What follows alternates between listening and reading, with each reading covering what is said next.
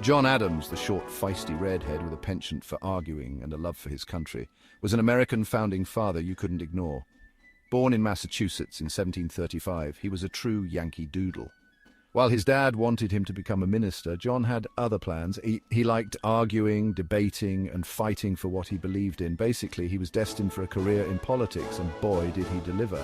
Adams wasn't afraid to speak his mind, even when it ruffled feathers. He was a vocal opponent of British policies he saw as unfair to the colonies. Think of him as the original American revolutionary, but with better wigs. But Adams wasn't just about fiery speeches and protests. He was a man of the law, a brilliant legal mind who saw the bigger picture. John Adams, the man who knew his way around a courtroom better than a courtroom stenographer, was a Harvard-educated lawyer. Back then, that meant something. You couldn't just buy a law degree online, you had to earn it, and earn it he did.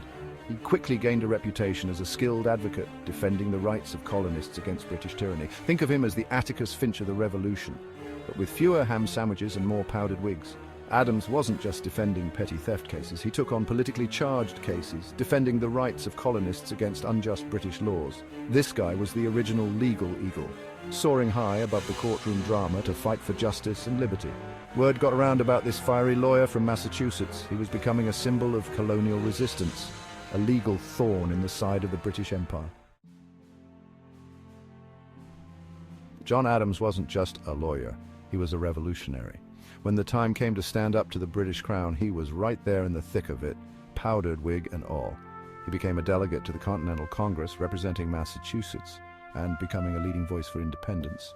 Adams was part of the committee tasked with drafting the Declaration of Independence, you know, that little document that declared America's separation from Great Britain. He was the one who nominated Thomas Jefferson to actually write the thing, probably because he was too busy winning arguments with other delegates. Adams was the driving force behind the Declaration, the eloquent advocate who convinced his fellow colonists to break free from British rule. Section 4, across the pond and back again. John Adams, the man who loved a good debate but hated long sea voyages, was sent to Europe during the Revolutionary War. His mission convinced France to join the fight against Great Britain. Talk about a tough crowd. But Adams, with his sharp wit and even sharper negotiating skills, managed to secure a crucial alliance with the French. Adams was instrumental in negotiating the Treaty of Paris, which officially ended the Revolutionary War and recognized the United States as an independent nation. He then served as the first US ambassador to Great Britain, a position that probably involved more than a few awkward encounters with former adversaries. But Adams, ever the diplomat, navigated these treacherous waters with grace and a touch of Yankee stubbornness.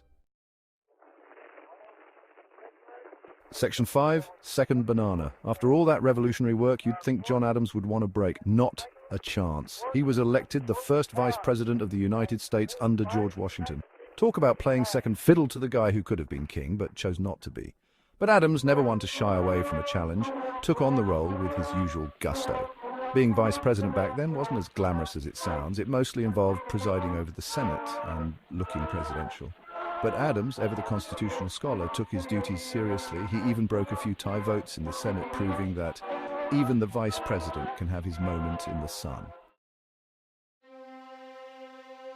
Section 6, President Adams. More than just a name on a beer. In 1796, John Adams, the man who never backed down from a challenge, was elected the second president of the United States.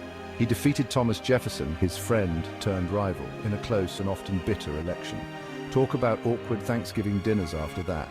Adams faced a difficult task, filling the shoes of George Washington, who was basically considered a demigod at that point. Adams' presidency was marked by significant challenges, both domestic and international.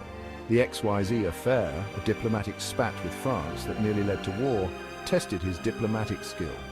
The Alien and Sedition Acts, a series of controversial laws aimed at silencing dissent, sparked outrage and debate about civil liberties. Through it all, Adams remained a steadfast defender of the Constitution and the young nation he helped create.